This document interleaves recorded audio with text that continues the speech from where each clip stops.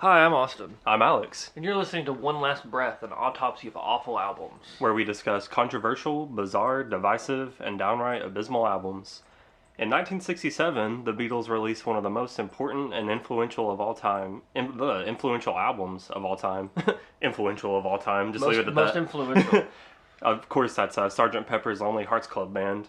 Pretty much anybody who has an interest in music history knows the impact this album had on the music industry and just culture in general. And the bad things it did, like help the Beach Boys make an album. Yeah, I don't know. Okay, this is not a Beach Boys hate album Yeah. podcast. Whatever. Yeah. Yet. But what a lot of people don't know, however, is that 11 years later, a jukebox musical film was made of the same name, featuring a story of a band as they wrangle with the music industry and battle evil forces bent on stealing their instruments and corrupting their hometown of Heartland. The film seldom features any speaking lines. Instead, the story is told through the lyrics of the music. The film cashed in on the disco and jukebox musical crazes at the time, with Saturday Night Fever smashing the box office and the BeeGees and Donna Summer at the top of the charts. Starring the BeeGees, Peter Frampton, and Steve Martin, also with appearances from Donald Pleasance. Who? Fucking Loomis from Halloween. Dr. Loomis. Oh, Yeah. shit. Good for him. Good for him for being in a piece of shit movie. Yeah, we talking about Saturday Night Fever? No, he's in this fucking movie. Sgt. Pepper's movie. Yeah. There was a Sgt. Pepper's movie.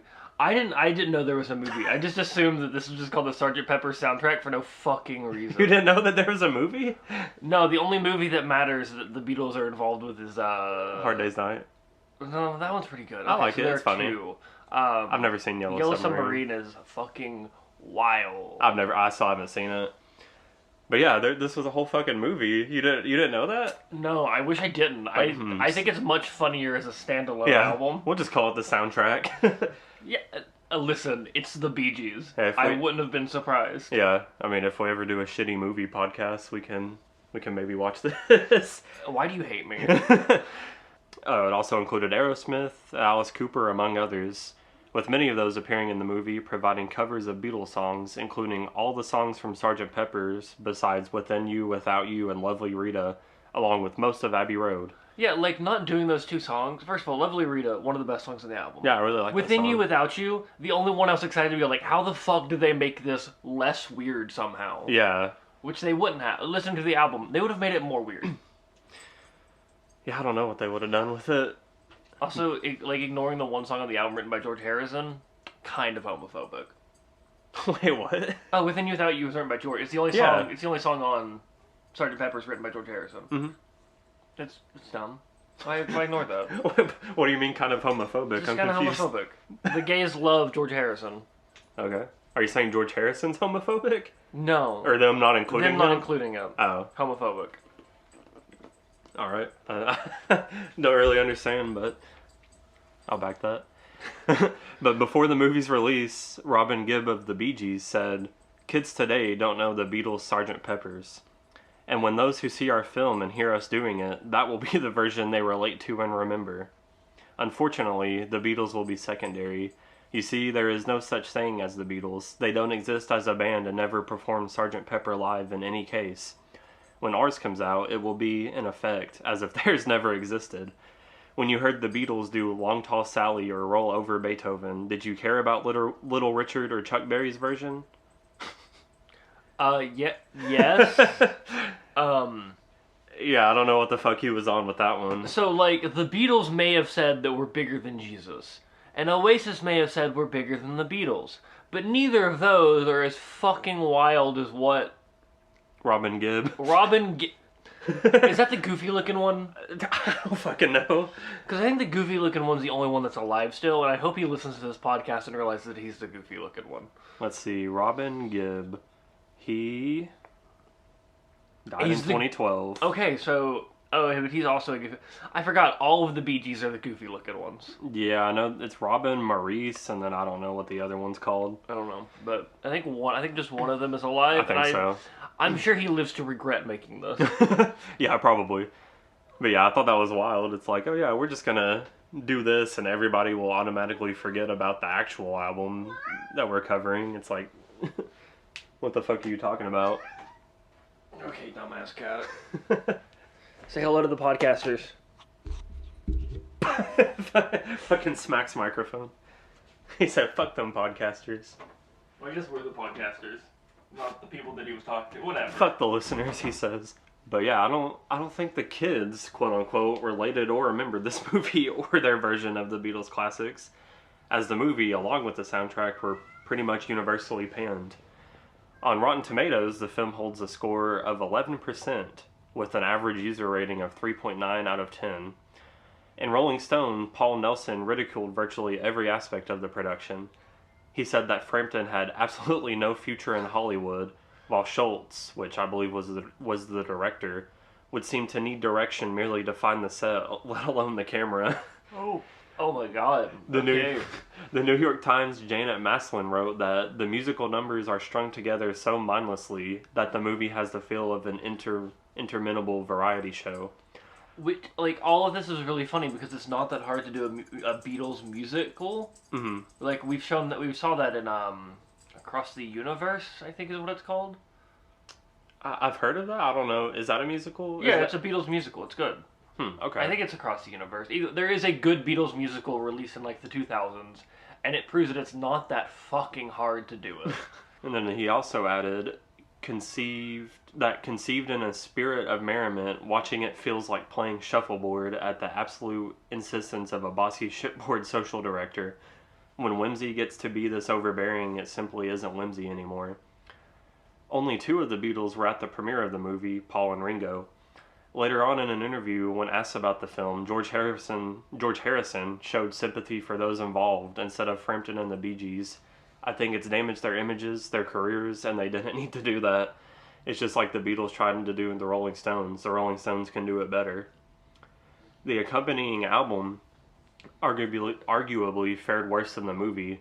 Sure, it debuted at number 7 on Billboard, peaked at 5, and stayed there for 6 weeks, but that was probably due to the success of 3 of the songs. Going into this, there was only one of the covers that I knew. Aerosmith? Yeah. I mean, it's fucking everywhere. Yeah. Yeah, which I was shocked when I found out that it was on. Yeah, I was like, wait a second. I was like looking through the track, because let's just go ahead and put this, there are 24 tracks on this. Yeah. Which is ridiculous. So I didn't have time to look, like, I didn't look through all the tracks where I did notes. I was just doing notes and putting in the track names as I went. Mm-hmm. And I was like, oh, wait, what the fuck? Yeah, it's very out of place, because, I mean... I'm assuming there's some big dance number or something to it. I don't know. I guess I'm gonna have to fucking watch this movie. Yeah, at some point.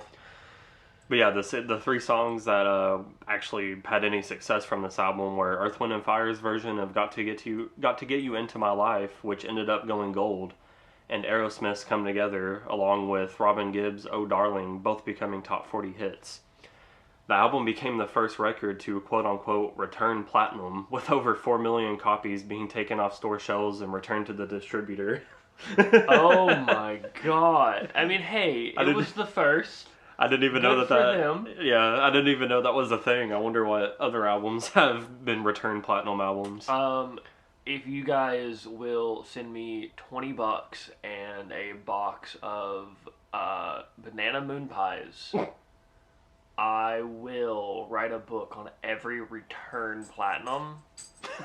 And I will also include copies of the album in the book because they can't cost more than, like, it'll be a flash drive full of them, actually.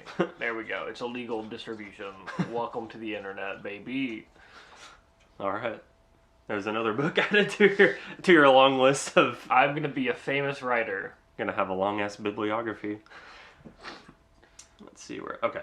In the Rolling Stone Record Guide in 1983, Dave Marsh dismissed the soundtrack as an utter travesty and easily the worst album of any notoriety in this book. Marsh identified Aerosmith's Come Together and Earth, Wind & Fire's Got to Get You Into My Life as the only competent renditions, and concluded 2 million people bought this album, which proves that P.T. Barnum was right and that euthanasia may have untapped possibilities. Oh my god. It's like, damn. Stephen Thomas Erlewine of AllMusic summarizes the album in a 1 out of 5 star review. Like the album itself, the soundtrack to the 1978 film Sgt. Pepper's Lonely Hearts Club Band is a legend in its own right. Where the Beatles album was a groundbreaking moment in pop music, the Robert Stigwood film was... Okay, so I think Stigwood might have been... I don't know, someone... The Schultz guy was... I think someone was like the musical... Schultz was probably like the musical director. Yeah. And one was like the film director. I don't know how Hollywood works. I don't know. We are not... We like movies. We're not film guys, as you can tell. Yeah, because this is a music podcast. Because I know also the... what was the Beatles producer? The guy who made the Wall of Sound? Was that? No, that was the sound engineer. I don't fucking know. I can't remember his name. Anybody. But he had a hand in this too, which I'm very shocked at. Oh, God. How could you know the Beatles and have a hand in this? Yeah, Actually, one of the guys who did a cover was... George Martin, that's his name. Yeah, one of the guys who did a cover was in a band with two of the different Beatles. We'll get to it later. It's in my fucking notes. Okay. I just don't have time to look through my notes because there's a million of them. But yeah, to continue the quote, the Robert Stigwood film was an unmitigated disaster, an embarrassment not only to the Beatles, but to everyone involved in the production. Nevertheless, as years passed and 70s nostalgia grew, certain kitsch fantasies revealed an affection for the debacle. A few performers try to give it their best. Witness Earth, Wind & Fire's Got to Get You Into My Life, Aerosmith's Come Together, and Billy Preston's Get Back. But there's no erasing the fact that this is an absolutely atrocious record, one that was simply beyond saving. There's really no excuse for such mind-boggling mismatches as George Burns' Fixing a Hole, Alice Cooper's Because, and Steve Martin's Maxwell's Silver Hammer, or all the endless awkward numbers from the BeeGees, Peter Frampton, and Frankie Howard. It's so bad that it's not even camp. It's a little camp. Yeah, I think they're wrong here. It's pretty camp. Yeah, a lot of it really is. It's not purposely camp, which is good. It's like Twin Peaks feels like it's purposely camp. This feels more like watching Astro Boy, and you're like, this is pretty fucking camp. What, the Astro Boy movie? There's like an Astro Boy anime, I think, wasn't there? Oh, like the actual anime? Yeah, like the old 60s Astro Boy. It's like, this is fucking camp as hell. I've never watched it. I imagine a lot of old anime is probably pretty camp before they kind of figured out. Old Speed Racer. Shit's wild. The soundtrack proved to be the fuel of the downfall of the careers of both the BeeGees and Peter Frampton, who quickly faded away from the limelight almost suddenly as each had risen to it. Which that leads us to the track by track. And also answers my question of, man, what happened to Peter Frampton?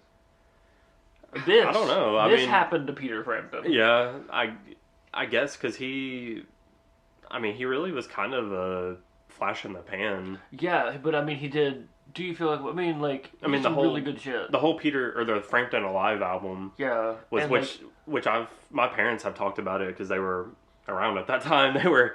They were teenagers in the 70s, but yeah, both of them said that he kind of just came out of nowhere. Like the album released and he was the biggest thing all of a sudden, and they were like. Us or no one that we knew even knew who he was. He was definitely an industry plant. Well, I think he was really big in Japan or something. Oh, fuck yeah. I don't know. The album might have been recorded in Japan, but there was a few artists like that in the 70s that just for some reason were really big in Japan. Like Cheap Trick, they were huge in Japan.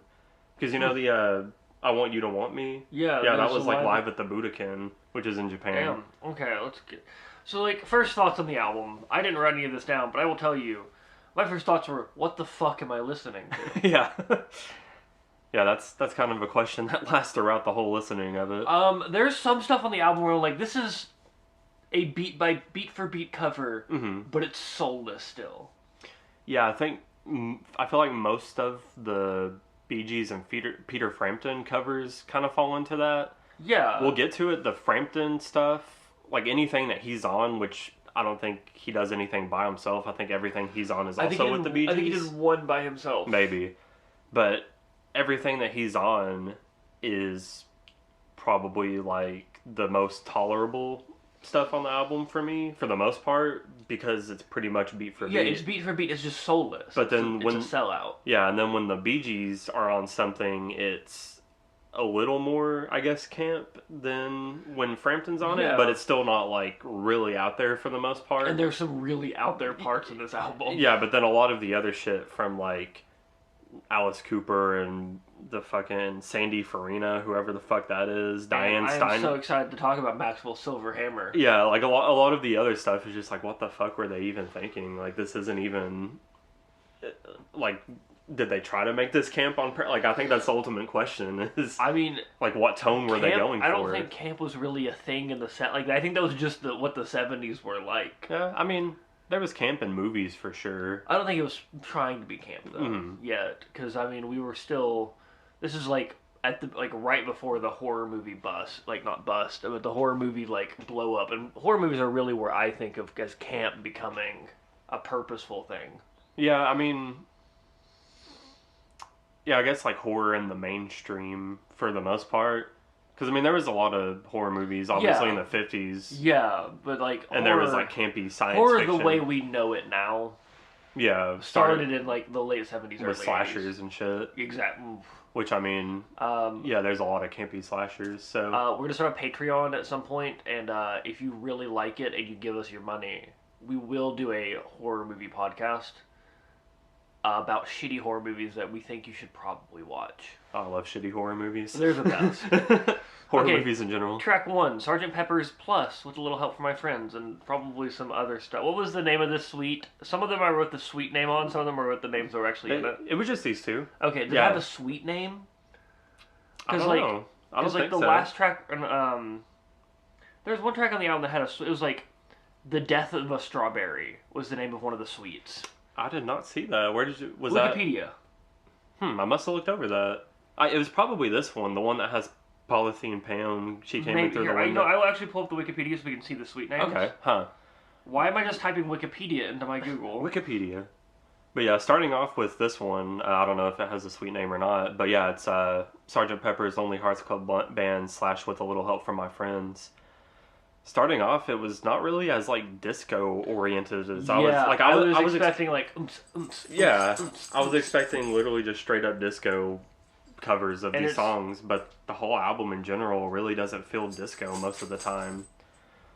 But yeah, it's still not good. Like I don't know. Oh no, yeah, it's not. I don't know if it would have been better. I don't know if it would have been better or worse. It's one of these soulless fucking soundtracks. Mm-hmm. Yeah, it's just completely bland and soulless version of the iconic opening tracks. Okay, this suite is called Introducing Sgt. Pepper's Lonely Heart Club Band, which makes sense. All right. There are. Let's see. It looks like there's only 3 suites, quote unquote. Mm-hmm. There's this one. The Polyethylene Pam is called the Rise to Stardom Suite. And then Golden Slumbers and Carry That Weight is the Death of a Strawberry. And all the suites are Alice Cooper, not Alice Cooper, BeeGees. Are the BeeGees and Peter Frampton. Mm-hmm. But yeah, it's just, like you said, completely bland and soulless. They even butchered the transition into With a Little Help from My Friends. Like, it does not flow at all. It's really unfortunate because it should be a pretty easy transition to do. Mm-hmm. Yeah, the instrument tones just sound off. Like, the vocals are shit. Especially even With a Little Help from My Friends. Like, it just completely takes the charm out of everything about these 2 tracks. Yeah. So, not off to a good start. And, I mean, these are pretty charming tracks. Yeah, exactly. Yeah, that's why, like, I don't know. I don't understand how you could fuck it up that bad. Yeah, it's really... and it's not even like it'd be different if they tried something new and fucked it up. But it's a beat for beat cash grab. Yeah, exactly. Here Comes the Sun. The bass is really fat. Okay, I don't know. The bass is so fat. It's pretty fat. It's a really fat ass bass. The rest of the instrumentation sounds like it's children's toys. Yeah, exactly. I said it like a cheap sounding synth and really tinny sounding drums. Yeah, but that bass, fat. Okay. That fat bass. Vocal wise, not that bad. It's pretty decent. It doesn't live up to the original, but also like it's really hard to do a good Here Comes the Sun. Like it's hard to. You can't beat the Beatles and Here Comes. You can't beat the Beatles. Beat the Beatles. It doesn't matter what you think about the Beatles, whether you like them or not. They are the best person who's ever done one of their songs. Yeah, exactly. The only thing I can think of that comes close. I mean, what comes close is the Aerosmith cover of "Come Together." Well, no. Have you ever heard "With a Little Help from My Friends" by? He was the one like this. It was literally his only hit. It was some dude in the '70s that covered it. You've probably heard it. It's like a really It's more like a slow, like... Oh, the one that was the intro to the... there was one that was an intro... Joe Cochran? Yeah, Yeah, Joe it was Cochran, the intro to, God, some sitcom. Oh, was it? Yeah, Huh. not The Wonder Years. It was a sitcom my mom really liked. It was like an 80s sitcom. Happy Days? No, it was a sitcom about a young boy, Boy Meets World. and he was like, no, he was like looking back. This is not a sitcom podcast. We'll figure it out after the show. Yeah, I was about to say, I'm not really knowledgeable about pre-90s sitcoms. I really like sitcoms. I like unfortunately. sitcoms. I like sitcoms, but anything before, like, Seinfeld era, I don't really know much about. But... yeah, that's a good cover of a Beatles song. But yeah, other than that, you really can't top the Beatles. Yeah, there's a couple. I really like With a Little Help from My Friends by Flaming Lips. Flaming Lips, Yeah. which we might cover one day. It'll be a while.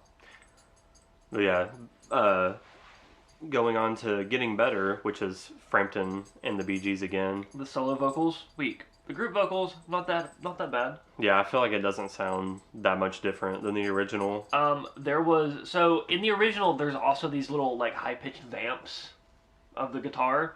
For some reason, they're just really fucking annoying in this version, and they're fine in the original. I think it's the exact same vamp. Are you talking about like when it's like getting better all the It's time? like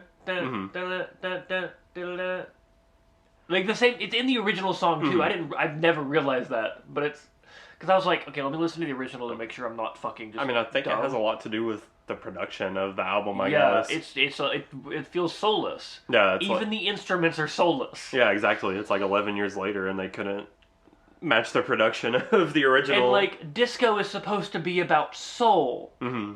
How do you make a soulless disco album?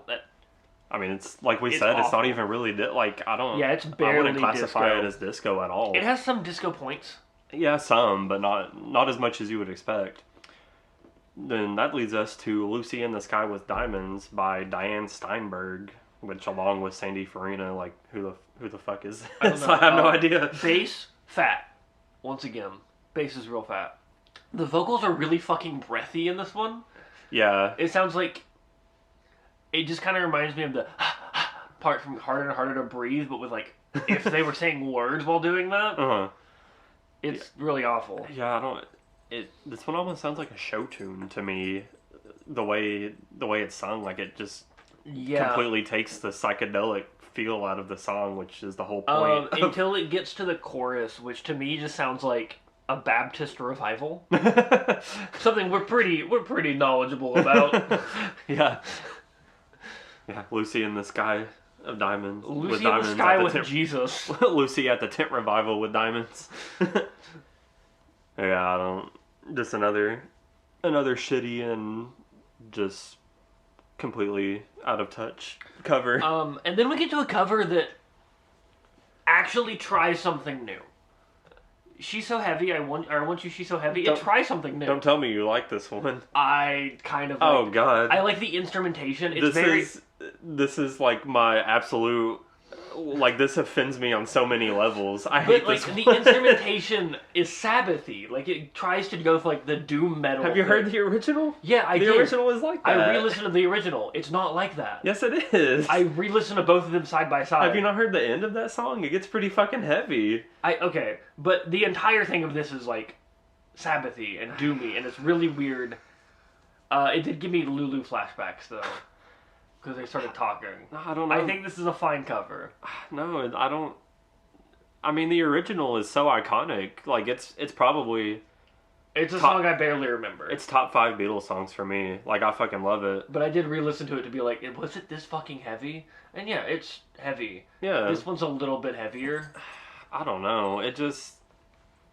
The thing with me... I mean, instrumental-wise, it's not...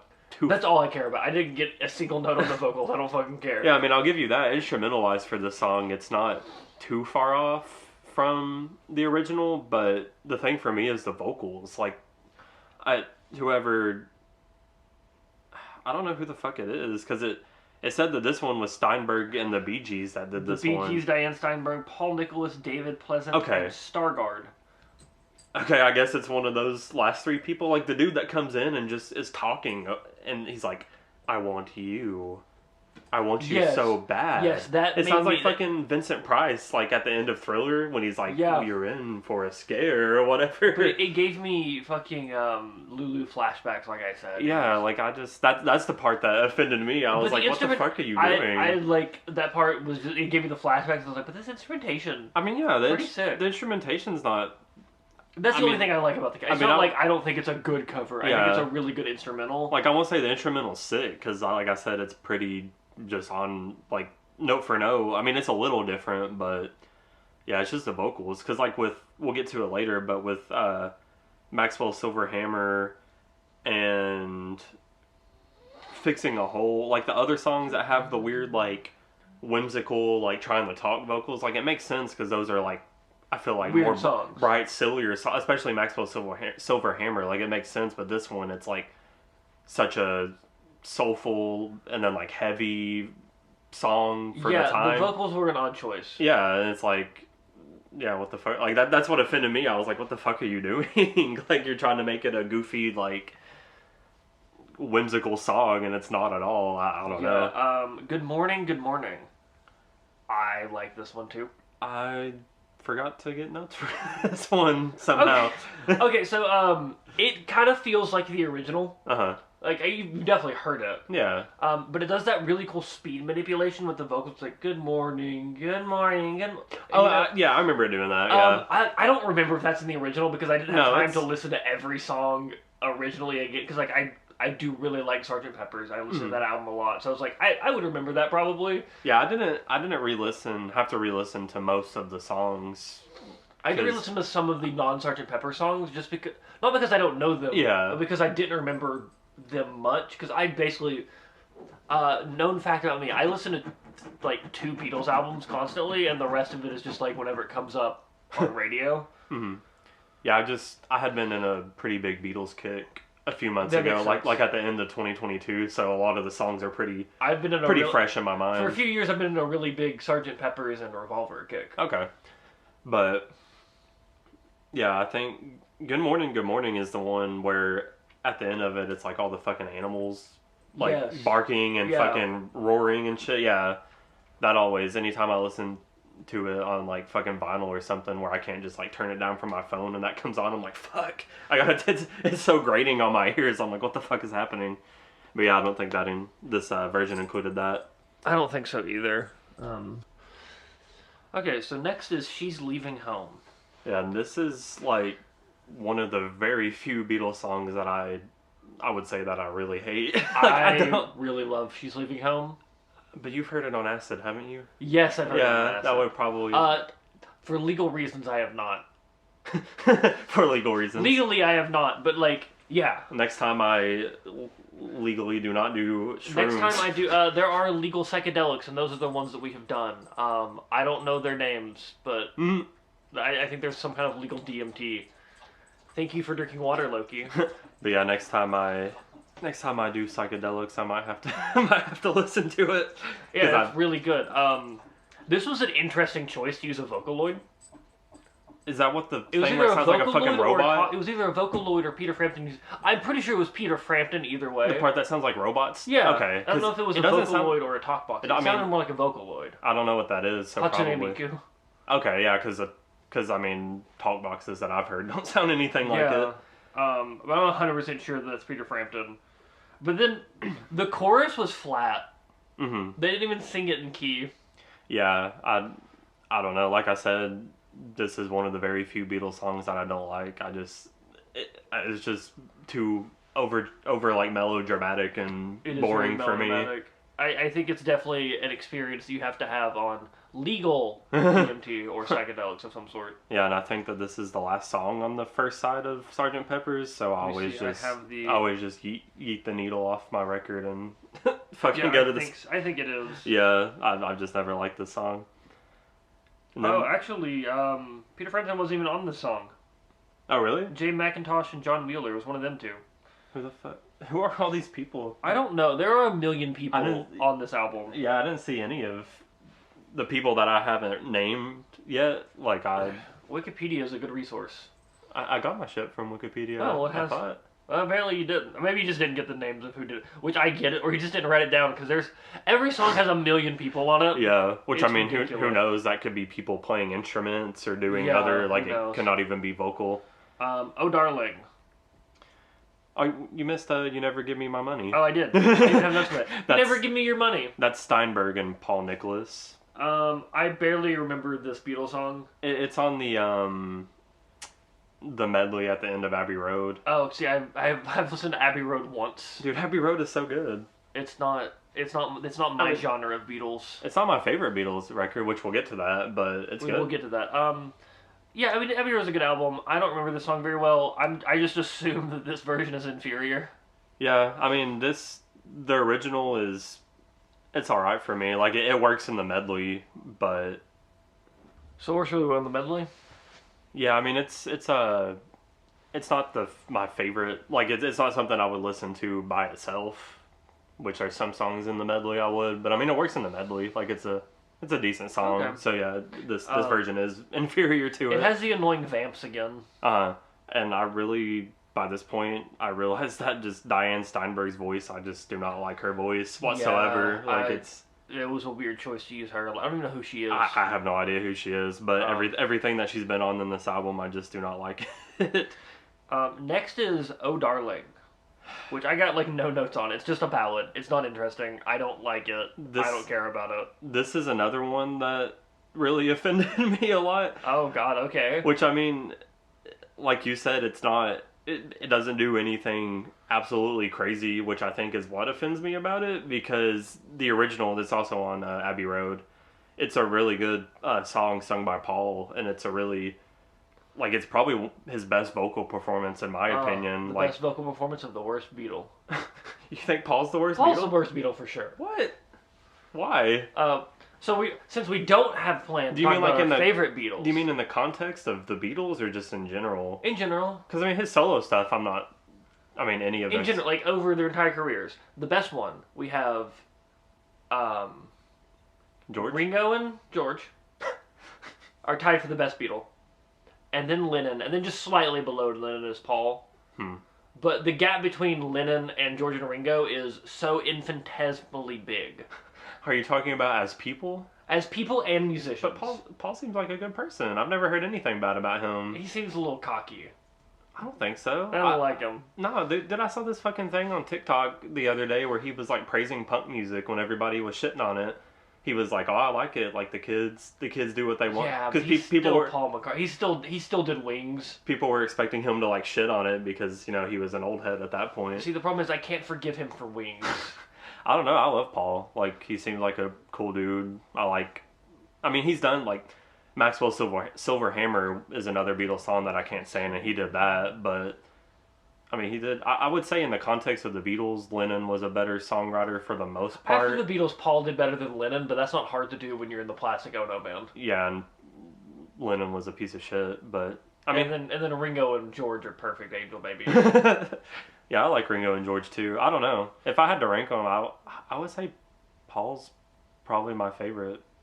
I don't know. Favorite and least favorite, the same podcast. Wild. But either way, you should listen to the original of the song. Like, it's fucking awesome. It's on like, Abbey Road. I'm gonna have to give Abbey Road another listen. It literally, like, Paul is like literally fucking screaming in this song. Like, he gives a really good vocal performance. He does like screaming. It makes sense that he would like punk. I mean, he's the one who wrote Helter Skelter. Helter Skelter, yeah. So it makes sense that he would like punk and metal. But, yeah, I think that's why it offends me so much, because it's such an emotional and, like, great vocal performance and, like, a really good ballad, and then this version just completely sucks the soul out of everything. Yeah, it's so soulless. There's nothing here. Yeah, it's so monotone. I don't know. It's like I don't know how this was one of the 3 songs that charted. Like I mean, I guess because it was just a soft, easy listening but ballad. Like, I felt more emotional listening to Rocks. Like just the sound of rocks. Oh, I got sadder watching SpongeBob once. Gary, come home. Oh yeah, Gary, come home. So after that is Maxwell Silverhammer.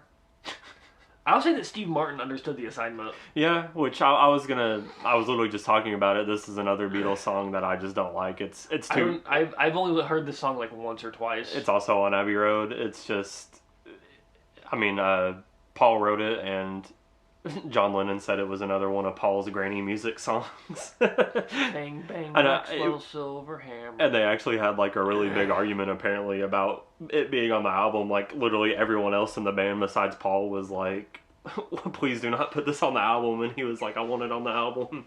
And I guess they eventually caved. And then Ringo Starr was like, my song's on the fridge. But yeah, I would say that this version makes it into a children's novelty song. Yeah, but it makes it into a good song. The original was honestly kind of that. But yeah, this song makes it. And Steve Martin could have done this like serious. Steve Martin is a Grammy award winning musician. Yeah, didn't you say he's like a bluegrass? He won a Grammy for bluegrass banjo. What the fuck? That's so random. He's the cheaper by the dozen guy, right? Yeah, Was he born with white hair? Probably. He looks like the guy from C-Lab. Who? C-Lab 2024? Oh. The old Adult Swim cartoon? I don't know who you're... I know that show, but I don't know who it is. There's a white-haired scientist. Okay, I used to get him and Leslie Nielsen confused. Yes. The dude from Airplane. Yeah. And Steve Martin, was he the one in... He did Pink Panther, the movie, yes. The ones when we were kids. Yeah, I think so. Unless it was Leslie Nielsen. I think Leslie Nielsen was dead by then. Maybe. But yeah, I used to get them confused because they look similar and they both have had white hair forever. And they're both kind of like the straight men in their comedies. Yeah, like they both have the same kind of approach to comedy, I feel like. Yeah.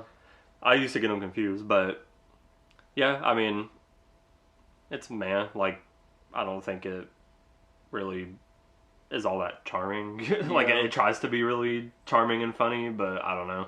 I guess he did understand the assignment. I think he understood. But then we have the Rise to Stardom suite, which is Polythene Pam. She came in through the bathroom window. Nowhere Man and Sgt. Pepper's Lonely Heart Club Band reprise. Yeah, it's a very odd mashup of songs because Polythene Pam and She Came In Through the Bathroom Window are back to back in the Abbey Road medley. Yes. But then fucking Nowhere Man is on Rubber Soul. And then the Sgt. Pepper Lonely Hearts Club Band reprise, like... I feel like that's very strange. It's also just 4 soulless covers. Yeah, exactly. The only one I'm really offended by is their soulless cover of Nowhere Man, because in the Yellow Submarine movie, it's real. That's like a really good part of that movie. Okay. Which is a movie that you should all watch. You should probably watch. It's a really good movie. I need to watch it. I mean, on your legal psychedelics. I was about to say, for legal reasons, I might watch it. Yeah. But yeah, I mean, there's nothing too offensive about any of the covers for me. I mean, yeah, soulless, but they're pretty much straight up. The bass does get really farty. Like farty? Yeah. You know that farty bass with like the Genesis? Yeah. Sounds, yeah, like really farty bass. Okay. I hate farty bass. You noticed a lot about bass, and I did not notice anything about it. I'm a bass player. I'm not. I'm not a bass player. But I'm not a bass player. And then we got the Got to Get You Into My Life cover by Earth, Wind & Fire. And I like this one. I mean, it wasn't bad, but for the praises it was receiving... Oh, yeah, it was not like the... I didn't know about the praise, but I was like, I like this song. Yeah, I was expecting it to be really fucking good, which, I mean, in the context of the album, it's gold. Yeah, I mean, it's pretty true to the original with its own little twist, but it's Earth, Wind & Fire, so, like, what did I expect? Yeah, it's good, but... I was kind of expecting to be blown away by it, I guess. But like I said, within the context of the album, I guess it is a masterpiece. But, and then we have Strawberry Fields Forever. Competent. Yeah, I kind of liked it. It's also a song that is hard to fuck up. Mm-hmm. It's not the worst cover. Yeah, I liked it better. I liked it when it was opened up acoustic at the beginning. Yes. When everything else came in, it didn't ruin it, but I was kind of like, eh. Yeah, like it's not the worst cover of Strawberry Fields Forever. It's not the best cover of Strawberry Fields Forever. Yeah, I mean, she has a decent enough voice, and like I said, when it was acoustic, I think it should have just stayed like that the whole song. Yeah. It would have been better. Yeah, I think it would have been much better. And then we get to the song that had me the most fucked up, When I'm 64. I love this song. I love the original of When I'm 64. Yeah, like it's a goofy little... Then you love Paul. But what the fuck is this? I don't fucking know. Frankie Howard, don't know who the fuck it is, but yeah, it's obnoxious. He sounds like fucking Snape. Professor Snape. Oh, my notes are, it sounds like Tim Curry making fun of the Beatles. Okay, yeah, I could see that too. Like, but then there's a woman who's a competent singer, and there's this random part where he starts singing opera for a second. The song is fucking wild. Yeah, like, would you still hold me? Would you still love me? When I'm 64. Yeah, I don't fucking know, dude. Like, yeah, that was... It's such a wild thing. And then we also, next up, we have him, the same dude, Frankie Howard, covering Mean Mr. Mustard. I figured it has more Vocaloid shit. Yeah, it does. I put again with the fucking robot voices. It's very weird. Yeah, I'm sure it holds some sort of context in the movie, maybe? Like, I doubt it. I don't know. Like, I don't think anything is held context anyway. Yeah, I don't know. That's the only thing. Because I'm like, I feel like if it was just a thing they were doing, it would be on more than 2 songs. Like, I think it's weird that it's specifically... And it's not even the same, like, one of them's on a Frankie Howard song, and one of them's on just a straight-up BeeGees song, I believe. So, I don't really know why it's only on 2 songs on the album, but... Who knows? This song does have a really sick synth solo. Yeah, I remember that. It's pretty decent, but... Yeah, I don't know, just... His obnoxious-ass voice, and then the fucking robot shit, Vocaloid, whatever, is just another pretty unbearable cover for me. Then we have Fixing a Hole, which has the energy of the William Shatner cover album, but with a less well-known star. Yeah, I also forgot to get notes for this one somehow. I don't know. Imagine the William Shatner cover album. Now imagine it's not someone nearly as famous as William Shatner. Yeah, George Burns, He was like a silent movie star. Oh yeah, okay. I remember. Like I knew the name. I remember reading that. But like I'm also old. You say as you're only 2 years older than me. Yeah, I know, but like I have nostalgia for all this stuff from the 70s for no reason. It's really weird. I didn't put the whole name of this, I don't think. The whole name of it? Oh yeah, I did, Because. Yeah, it's just Because. I was like, that doesn't ring. Nothing prepared me for Alice Cooper and the BeeGees being in the same song. Nothing also prepared me for how bad it is. Yeah, I don't know what the fuck. Like, I see why this was pointed out as a low point for the album. That is pretty much almost all low points. Like, everybody was It's a little dreamy sounding, but it also has... the original is, though. Yeah, it also has these weird vocal effects, which remind me of Alien raps. Exactly, yeah, I put that. Glumph. Yeah.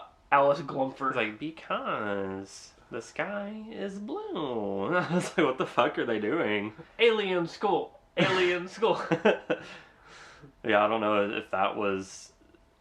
Yeah, like, if you didn't tell anybody that Alice Cooper had something to do with this, like, you wouldn't... I have no idea. Like, what the fuck? I bet he wishes his name wasn't on it. Yeah, I don't know what the fuck... Like, why... I don't know. It's nothing Alice Cooper, like, nothing glam rock or anything about it. It's just... Okay, and now the final suite on the album, Death of a Strawberry, which is Golden Slumbers and Carry That Weight. It's a straightforward cover, like suite of 2 covers. Just it's very of its time, and it's a little disco-y. Yeah. Frampton has a nice solo. There's some cool gang vocals in there too for a second. What, on the Carry That Weight part? Yeah. Yeah. But it's also soulless. Yeah. I don't know. Like I was saying, at this point, I think I realized that the least offensive songs to me are the ones that have Frampton on them. The least offensive song to me is the next song. Well, yeah, I guess Come Together, Got to Get You Into My Life, and then everything that Frampton touches are kind of the most respectable songs for me.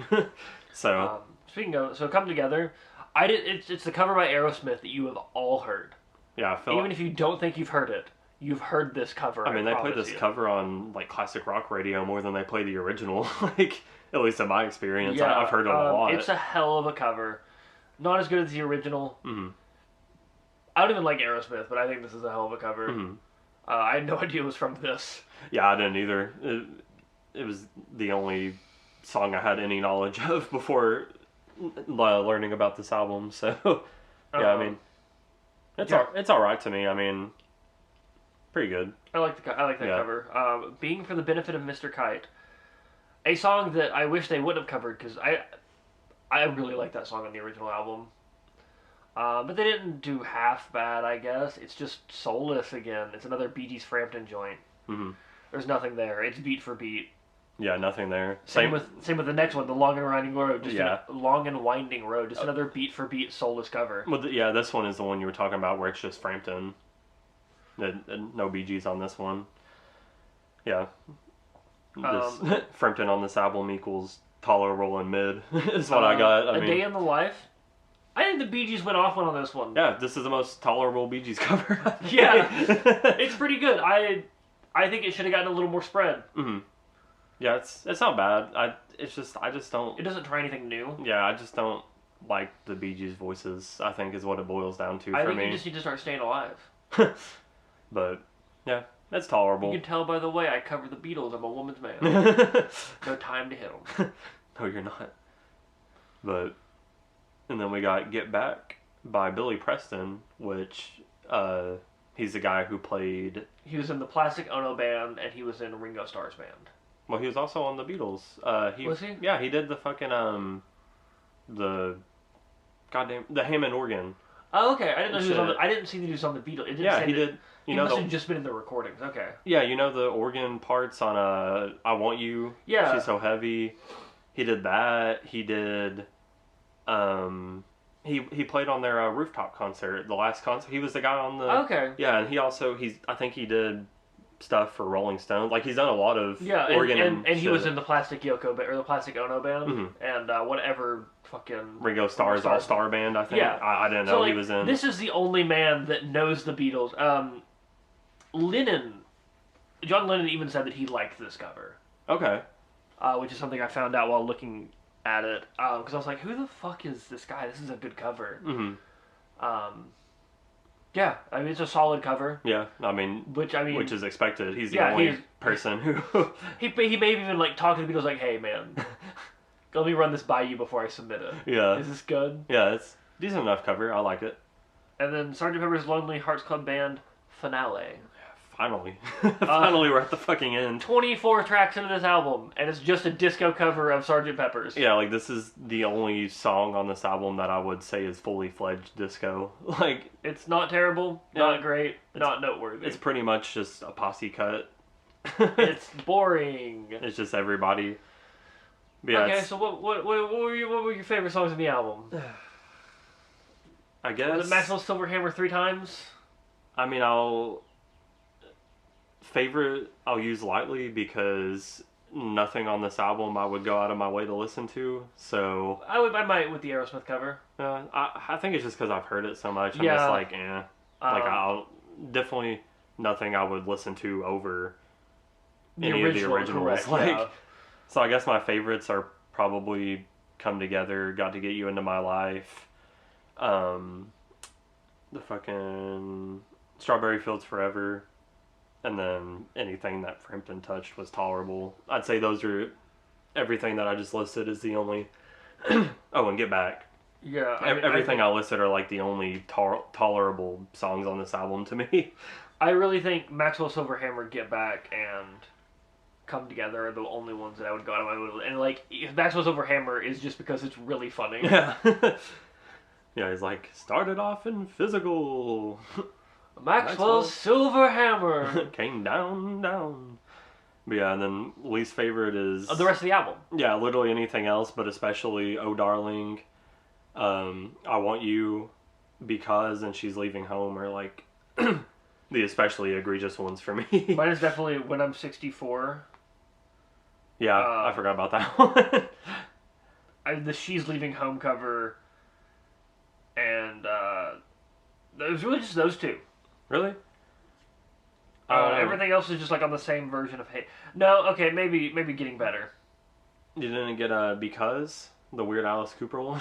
Oh yeah, I forgot about that one. I wanted to forget about that one. Yeah, I think again it's weird. Like I think the outlandish, really weird ones, like I hated, but which is weird because the outlandish, really weird Beatles songs are some of the best Beatles songs. Yeah, but those ones were awful. But like I said, I think Oh Darling and I Want You just offended me on a personal level because they're both just such really good emotional songs, and they just completely took everything good about them and made them shitty. And I just those are the two where I was just like, what the fuck? Yeah, this album feels like a soulish cash grab. Yeah, exactly. And the movie probably is too. But oh yeah, we need to get into our favorite Beatles album. Yeah, top 3. since obviously there's really no bad lyrics to pull from it. They're the Beatles. They have some weird lyrics, but like. I mean, you could say Maxwell Silverhammer is pretty weird, But it's a comedy song. Yeah, so we're gonna do our top 3 Beatles albums. Okay, number 3 for me, Rubber Soul. Number 3 for me is Abbey Road. I'm gonna say Abbey Road. Okay. Number 2 is, you're gonna be surprised on this one, Revolver. Number 2. Number 2. Okay, number 2 for me is Rubber Soul. Okay, number 1 is Sgt. Pepper's Lonely Hearts Club Band. Mine's Revolver. Really? Yeah. I think Revolver is my favorite Beatles album, but Sgt. Pepper's I think is the best album ever written. Okay, I mean, I would say Revolver and Sgt. Pepper's are the 2 most important Beatles albums in context of everything. And Sgt. Pepper, I don't know, like, because Revolver was so... It may just be that I've listened to a lot of these on completely illegal psychedelics. Yeah, I don't know. It's... I guess the thing for me is the reason Sgt. Pepper's isn't in my top 3 is because I really don't like She's Leaving Home. That's fair. And... She's Leaving Home is really, like, once you get it, and get Within Me Without You, which takes, Yeah. I fucking love Within You Without You, even without tripping. A lot of people, I don't like it when I'm not tripping. I fucking love it. That and Love You Too on Revolver, the other Harrison Indian inspired song. I don't know. Within You Without You's fine. It's much better when you're tripping. I think I like Love You Too. If we're comparing the 2 like Indian inspired Beatles songs that Harrison wrote, I like Love You Too better, but I like both of them a lot. Once you get those with the drugs, it really makes it like it pushed that album above a little bit more. I think for me it's just I really don't like She's Leaving Home. Then Benefit of Mr. Kite. I don't hate it, but it's just kind of for me. Along with When I'm 64, like I don't hate it. It's just another. Really, you don't. It's not. It's just another. I really like that song. Like, but then everything else on Sgt. Pepper's I love. But then with Abbey Road, I really don't like Maxwell Silverhammer. But then everything else I love. Okay. And then Rubber Soul, I don't have a problem with any of the songs. I love every song on it. Soul and Revolver are both and then perfect albums. Revolver, it's like Yellow Submarine. Like I've heard it so much, so I'm just kind of. It's a good song, but it's just kind of at this point in my life. Revolver does have the best Beatles album or best Beatles song. What's that? Taxman. Oh. Also a George Harrison written song. Yeah, that's a good one. Yeah. The solo in Taxman is insane.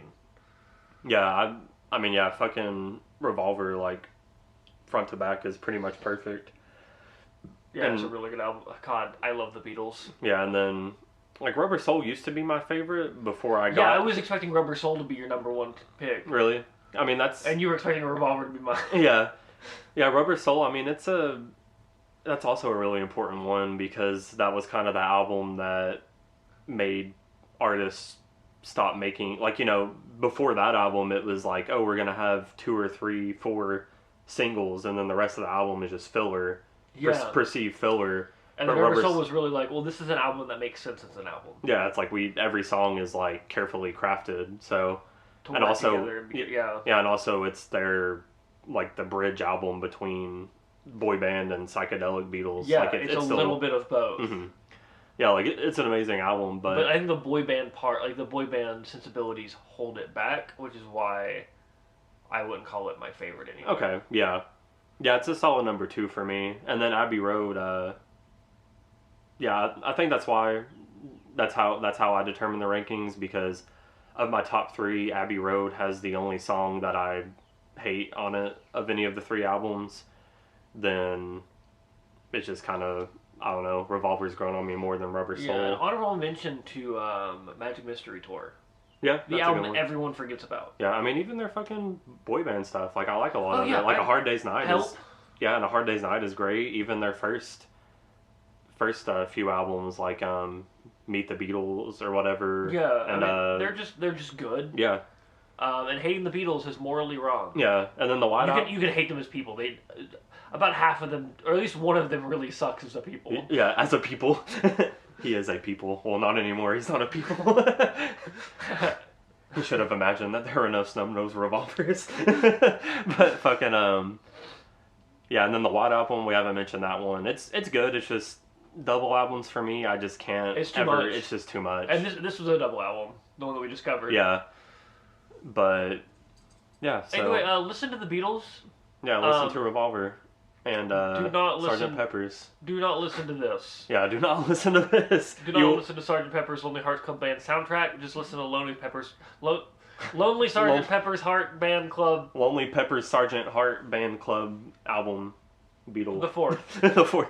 But yeah, so this holds a 2.15 out of 5 on Rate Your Music. 2.15 out of 5? Mm-hmm. That is incredibly high. I couldn't find it on Metacritic, which was frustrating. The movie was on there, and it had like a fucking... It was like a 3-something audience score and like a 1-point-something critic score. So I would assume that album wouldn't be too far off from that, but... We'll just go ahead and give it the same score for the album. I'm going to give this album a 0.349. Alright. We're getting very granular with this one. I'm gonna give it a 0.369. Damn, she fine. Ooh, I gotta one more time. I would give it, probably a 0.5. Yeah, like it's less than a 1, like no matter what. It's pretty fucking awful. Like literally, nothing on this is worth listening to at all. Like it's not even. I would say listen to Maxwell Silverhammer. It's a little funny. Okay.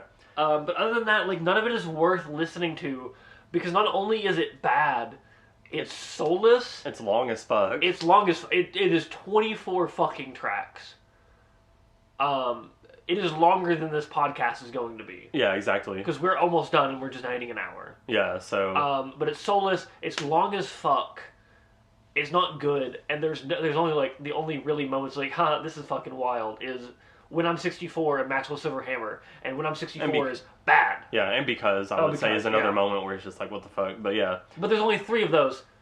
There's 21 other tracks. Yeah, exactly. So yeah, I would probably check out those 3 if you want to have a good laugh, and then check out, I mean, if you haven't heard the cover of Come Together or Got to Get You Into My Life or Get Back. Yeah, I mean, those are worth listening to. They're good covers. Yeah, but everything else you can completely just forget. Yeah, so listen to 6 out of 24. That's what? 1/4 of the album is worth listening to. Yeah.